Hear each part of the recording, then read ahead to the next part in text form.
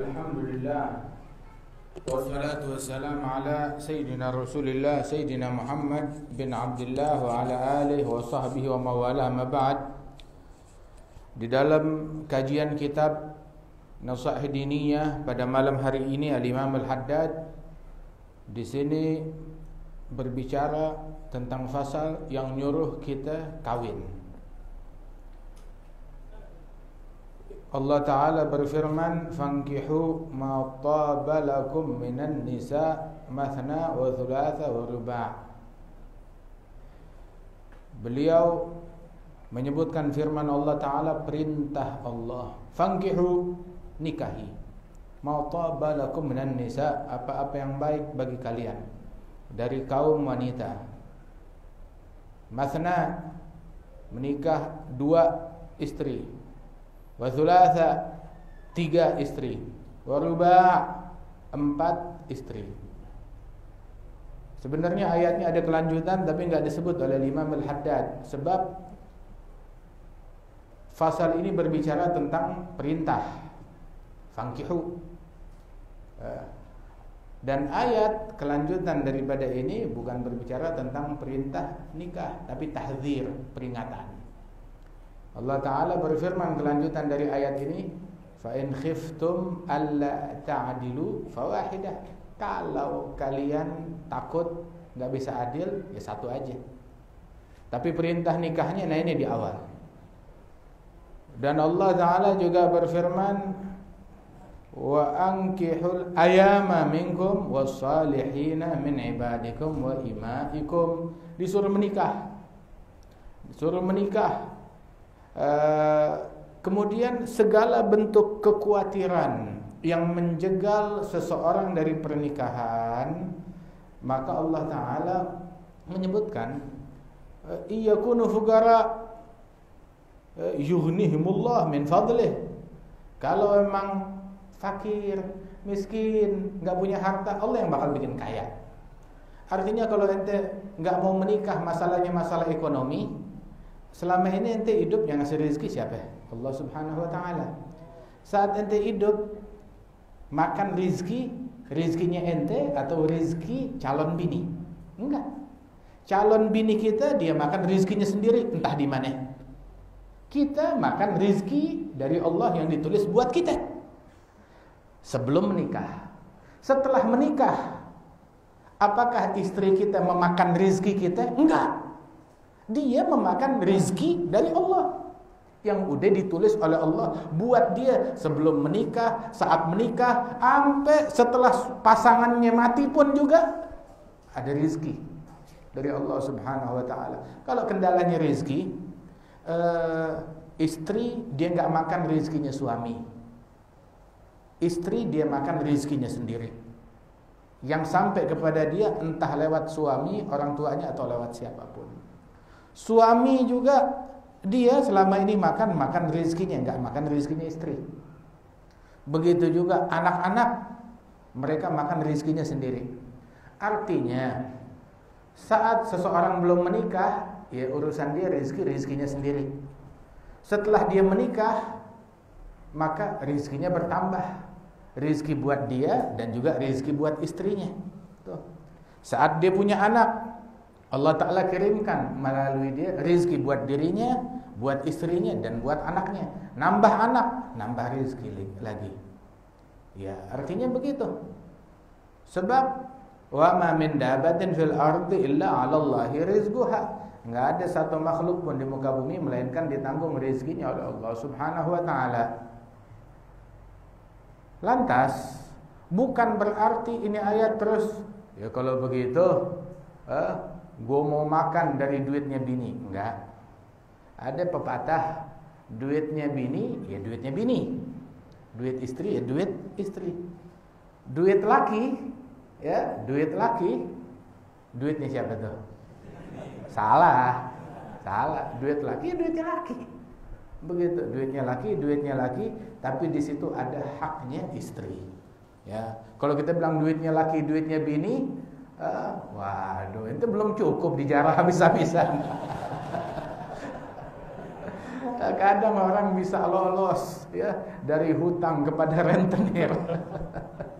Hutang sama debt collector manapun dia bisa berkelit, tapi itu dari yang di rumah dia nggak bisa berkelit.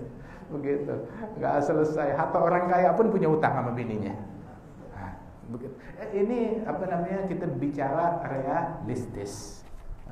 realistis, hal yang semacam ini.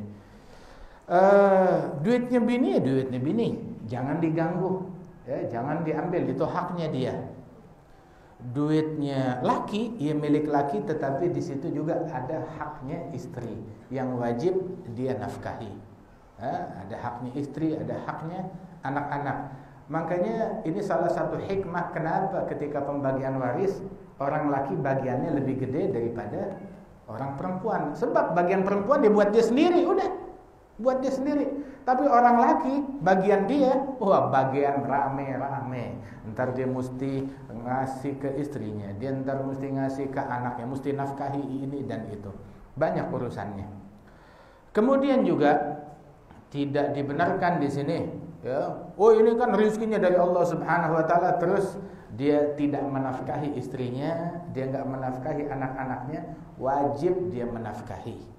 Sebagaimana dia wajib sholat, dia wajib puasa, dia juga wajib memberikan nafkah. Makanya memberikan nafkah yang halal itu hukumnya wajib.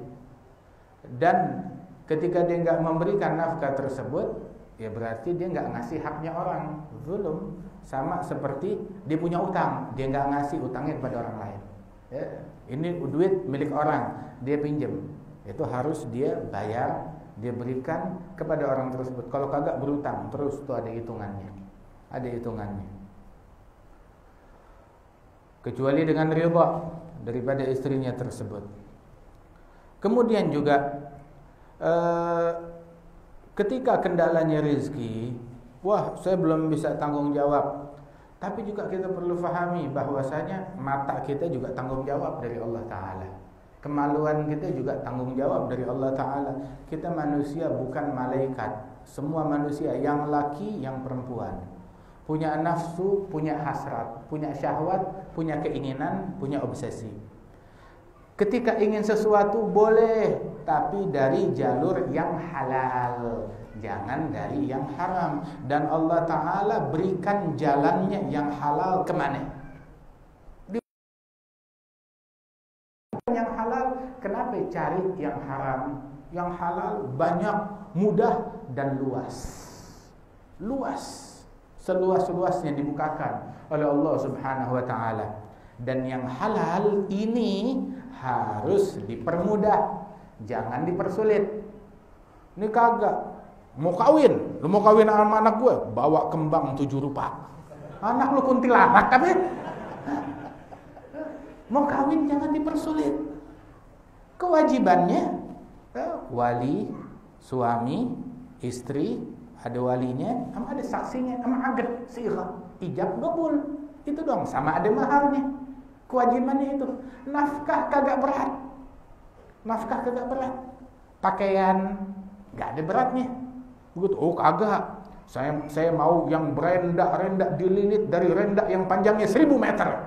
Gila loh. Itu Aladin juga nggak habis panjangnya itu. Jangan dipersulit. Saya mau bikin pesta perkawinan 1000 hari 1000 malam. Saya mau hidangkan 1000 jenis makanan dengan 1000 kembang, dengan masing-masing tuh 1000 gaun. La haula wala quwwata illa billah. Jangan dipersulit. Tapi ini udah adat. Kalau udah adat nggak dikerjain, aib. Ada Al-Habib Abdullah bin Hasan bin Tahir, itu ada keluarganya mau menikah, mau kawinan dari keluarga beliau. Nah, ini orang perempuan nih berunding. Ini ritual pernikahan harus begini. Kalau nggak dikerjain, aib. 1. Oke, aib 1. Dia sambil pegang tasbih nggak dikerjain, 1 aib. Ya udah.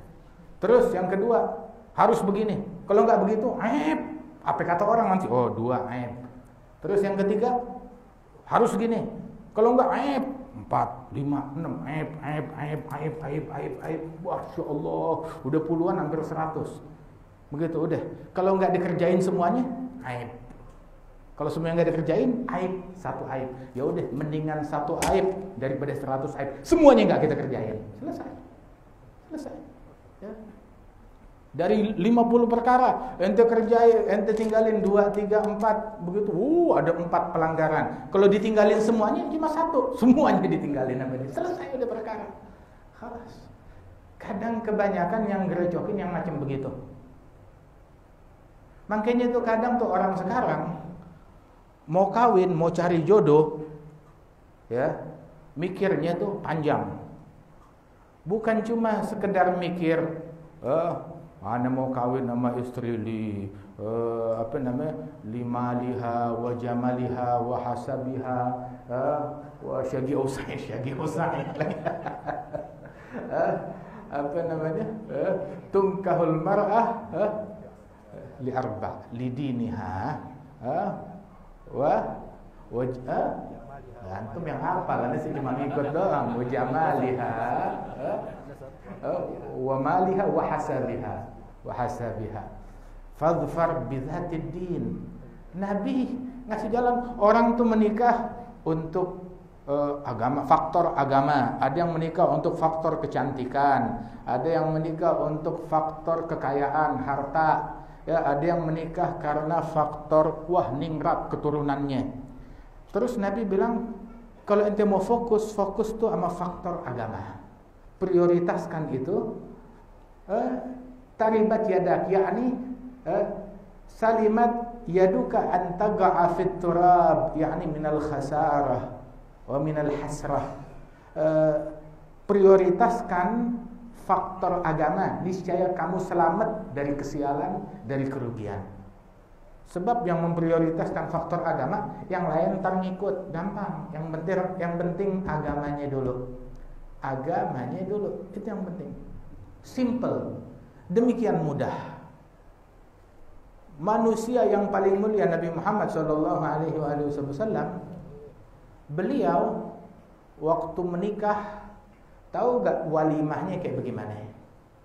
Waktu Rasulullah menikah dengan para istri beliau, Masya Allah, ada istrinya Rasulullah tuh ada banyak, ada 11. Dan beragam pesta, dalam tanda kutip pesta pernikahan yang diadakan oleh Rasulullah Sallallahu Alaihi Wasallam. Pesta yang termewah, ya, itu antara yang termewah adalah di dalam pernikahan Rasulullah, yang mana di situ imbalan atau hadiah kado daripada Najasyi. Dia ngasih hadiah buat Rasulullah, menyiapkan perangkat pengantin untuk pernikahannya Rasul Sallallahu Alaihi Wasallam. Itu yang paling mewah. Lainnya pernikahan Rasulullah, motong kambing 1 ekor, 2 ekor, itu doang pesta pernikahannya. Itu udah sangat mewah. Dalam pernikahan yang lain lagi, tahu hidangan pesta pernikahan nih, hidangannya apa? Hidangannya roti dipotong kecil-kecil, ya, disiram susu sama madu. Udah itu doang. Nggak ada yang bernyawa, kagak ada yang bernyawa. Nggak ada dagingnya, wala ikan.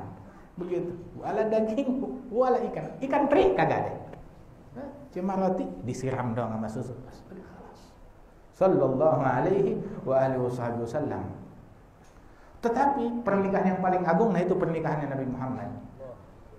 Mana dia kasurnya Nabi, kasur pengantinnya Rasul, mana? Ada gak? Ente pernah lihat di Turkiya kan ada tuh museum, di Madinah Munawwarah juga ada museum Darul Madinah. Ditunjukin tuh seperti apa sifatnya, sifat rumahnya Rasul Sallallahu Alaihi Wasallam. Cari tuh di dalam market yang mereka buat, mana kasur pengantinnya Nabi. Mana dia kasur pengantin? Mana gaun pengantin? Nabi meninggal dunia, ninggalin gaun pengantin enggak? Kagak ada gaun pengantin. Sallallahu alaihi wasallam. Kembangnya berapa macam? Rasulullah kagak ada. Maaf, orang buat kembang puluhan juta orang geblek. Jujur aja. Buat kembang puluhan juta. Habib nggak tahu, ratusan. Beneran ada yang sampai ratusan juta. Ada yang mendekati 1 miliar. Cuma buat kembang. Udah gitu tuh kembang, walah dimakan kambing. Kambing aja nggak menikmati itu kembang, dibuang. Terus yang bikin begitu punya akal. Punya akal orang kayak begitu. Terus terang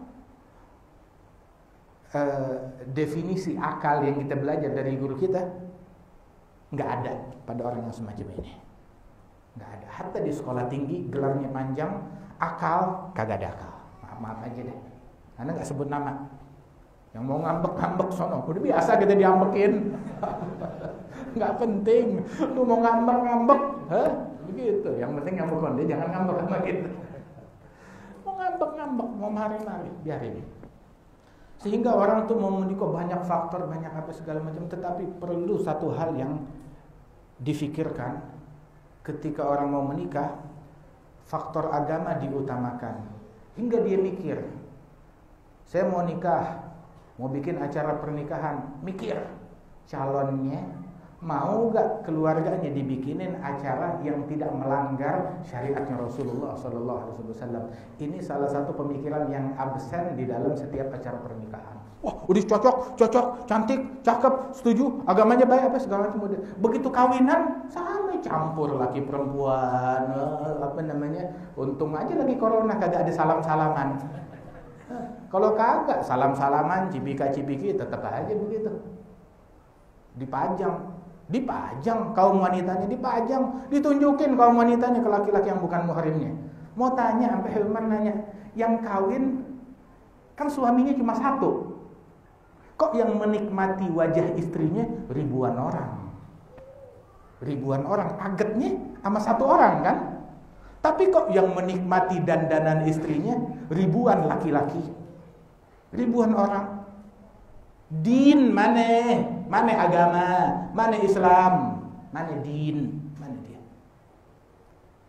Satu poin, kalau mau bikin kawinan, ya mau cari jodoh, mikir mau gak diajak same-same dalam prosesi pernikahan, jangan sampai di situ ada hal yang melanggar syariatnya Rasulullah, melanggar adabnya Nabi Muhammad, melanggar sunnahnya Rasulullah sallallahu alaihi wasallam. Alhasil, sampai dulu guru kita Tuan Habib Ali Al-Masyhur itu beliau cerita dari abahnya beliau, dulu tuh ada orang kawin di Tarim, terus pas setelah menikah bikin pesta pernikahan, resepsi. Tuh resepsi pernikahannya, resepsinya tuh makan pagi menjelang zuhur. Itu pagi-pagi dia ke pasar buat belanja resepsi pernikahan, jamuan resepsi pernikahan. Belanjanya apa? Dia beli laham ya, 0,5 kilo atau 1 kilogram. Laham tuh ikan asin yang tadi Habib Syafiq bilang tuh ikan asin ya. Untuk apa? Resepsi pernikahan lauknya cuma ikan asin doang. Itu resepsi pernikahan. Jadi hina pernikahannya kagak, lahir dari pernikahan tersebut wali-wali. Enggak sedikit para aulia wa shalihin. Ente yang kawinan di gedung, kembang 7 rupa, makanan 7 rupa, kawinannya bertahan berapa lama? Itu aja. Terus sudah begitu, tuh anak jadi apaan? Ada yang jadi pecandu narkoba, maaf. Ada yang bergaul dengan pergaulan bebas, ada yang jadi pemabuk, ada yang jadi penjudi, ada yang jadi ini dan jadi gitu. Jadi apa? Waliyadzubillahi min dzalik. Dari awal agama tuh korbanin agama buat nyenengin orang. Korbanin Allah, korbanin Nabi, biarin Allah mau murka, Nabi mau murka, yang penting besan senang. Nabi marah, emang gue pikirin. Yang penting besan girang. Allah murka enggak apa-apa. Yang penting besan saya senang. Ini orang kayak begini besok hari kiamat kayak bagaimana? Matinya bagaimana? Penasaran. Matinya kayak bagaimana? La ilaha illallah Muhammad Rasulullah sallallahu alaihi wa alihi wasallam.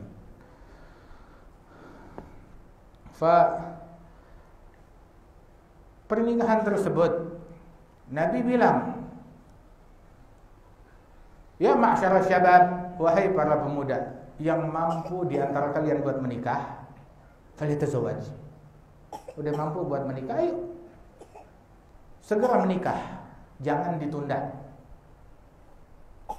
Tidak sulit pernikahan tersebut, mudah untuk nafkah, untuk apa itu enggak sulit, hal yang simple, hal yang mudah. Barang siapa yang mau menikah, falyatazawwaj. Ada kemampuan. Kenapa? Di antara manfaat menikah, fa innahu aghaddu lil basar wa ahsanu lil farj. Sebab pernikahan tersebut itu lebih ngaruh besar di dalam menjaga mata kita dari yang haram. Kemudian juga, dan itu adalah hal yang paling ampuh buat jaga mata, buat jaga kemaluan. Begitu yang disebutkan oleh Rasulullah sallallahu alaihi wasallam. Tapi juga perlu kita ingatkan lagi di sini, sebagaimana disebutkan bahwasanya pernikahan tersebut ada haknya istri, ada haknya suami, bukan cuma urusan uang doang yang dipikirkan, tetapi juga dirikan haknya Allah Subhanahu wa taala. Rasulullah sallallahu alaihi wasallam dalam pelajaran yang sebelumnya itu kan disebutkan bahwasanya Rasul adalah orang yang terbaik bagi kaum wanitanya. Dan kita diajarkan di sini yang bagi lil insan an yakun hasanul mu'asyarah ma'a nisa'ih, menggauli kaum wanitanya dengan baik, dengan santun, dengan pergaulan yang luhur. Bagaimana menggauli mereka? Berbicara, bersikap, termasuk husnul mu'asyarah, pasang muka yang enak dilihat. Jangan merengut depan bini, jangan cemberut, jangan ngomel mulu depan bini. Tetapi pergaulan mereka dengan pergaulan yang baik, dengan akhlakul karimah. Latiful akhlak, memiliki perangai yang santun, yang lembut terhadap kaum wanitanya. Nabi Muhammad SAW terhadap kaum wanitanya begitu lembut, syafiqan, rafiqan, penuh kasih sayang, penuh kelembutan, sabur, sangat penyabar, sabar terhadap perangai mereka. Emang begitu. Setiap orang perempuan pasti ada perangainya. Rata-rata hampir semuanya itu ada aja perangai tabiat yang kagak semuanya bagus. Ada perangai buruknya. Ada yang perangai buruknya tersebut keluarnya setahun sekali. Ada yang sebulan sekali. Ada yang seminggu sekali. Ada juga yang tiap hari. Ada juga yang sehari itu bisa berapa kali. Begitu. Ada juga yang selalu penampakannya itu mulu, begitu. Tapi bukan berarti dia nggak punya perangai baik, punya perangai baik. Nabi bilang di dalam hadis, la yafragu rajul imra'atah. Jangan seseorang laki-laki itu benci kepada istrinya dengan kebencian yang sangat, dia membenci, udah nganggap pesimis deh, bini gue kagak ada harapan, pet udah nggak ada harapan, bininya ada. Jangan begitu kata Rasulullah. Fa in kariha minha khuluqan, kalau dia masih ada perangai lain, ini kagak, yang saya benci banyak, ya oke deh, ada 9 perangai, ada 1 perangai yang anda suka. Dan memang begitu manusia. Dan hendaknya yang kita pandang, yang kita tatap adalah perangai indah dari pasangan kita, baik itu suami ataupun istri. Sabur, harus sabar terhadap jafaihin, kekurangan ajaran mereka. Wasu'i akhlaqihin, dan buruknya perangai mereka. Di dalam perangai Rasulullah terhadap para istrinya, sebagaimana yang kita sebutkan dalam pelajaran yang lalu, bagaimana Rasulullah bersabar terhadap para istrinya. Sampai Nabi pernah dikerjain tuh. dengan beragam hal.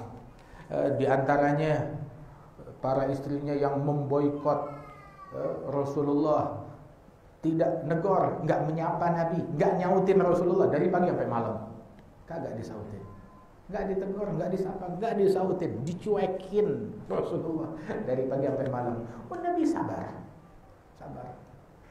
Ada lagi yang salah satu istrinya lagi ngomel kepada Rasulullah, sampai ngomong, antal ladzi taz'um annaka nabi.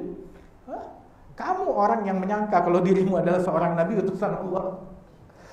Sampai perempuan kalau lagi ngomel akal hilang, begitu omongan kagak teratur. Apa respon Nabi? Digampar, murtad lo. Enggak begitu. Tetapi responin Nabi senyum. Sallallahu alaihi wasallam. Senyum. Tetap dibaikin lagi. Ngajarin kepada kita bagaimana mesti bersikap terhadap kaum wanita. Senyum. Terus juga kadang orang perempuan ya perlu didengerin ajenya nih off the record. Diiyain aja. Perlu didengerin aja. Perlu diiyain